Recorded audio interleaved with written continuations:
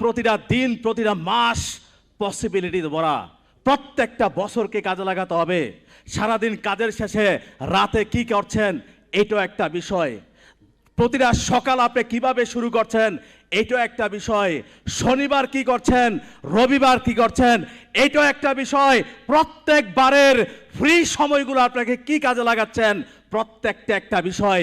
এই জন্য বললাম হ্যালো ব্রাদার, আপনি একদিকে সাকসেস ক্লক, অন্যদিকে ফেলিওর ক্লক, দুটি ক্লকে প্রতি সেকেন্ডে ঘুরে বেড়াচ্ছে। আজকের এই প্রোগ্রামটা দেখছেন, বলেন আজকের ডেট কত? হ্যালো ইয়েস বললে বলার মতো বলবেন, নাইলে বলাই দরকার নাই। দিলে দেওয়ার মতো দিবেন, নাইলে দেওয়াই দরকার নাই। বলেন আজকের ডেট কত? আরে যাই হোক না কেন সেটা আপনার জীবন থেকে চলে যাচ্ছে। আপনি কিছু করেন আর নাই বা করেন।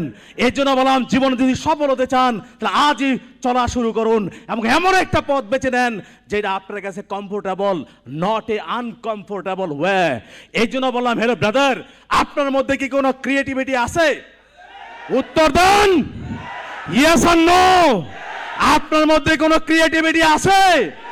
আপনার মধ্যে কোনো ট্যালেন্ট আছে? আপনার মধ্যে কোনো প্যাশন আছে? আপনার মধ্যে কোনো জুনুন আছে? আপনার মধ্যে কোনো জোশ আছে? আপনার মধ্যে কোনো জিদ আছে? আরে ট্যালেন্ট, প্যাশন, ক্রিয়েটিভিটি, জোশ, জিদ একমাত্র প্রোডাক্ট যেগুলো আপনাকে জিরো থেকে হিরো বানিয়ে দিতে পারে। আর এই রিসোর্সগুলো যখন আপনার কাছে আসতে থাকবে তখন সমস্ত সফলতা আপনাকে ঘিরে রাখবে। তখনই জীবনে আপনি সফল হবেন।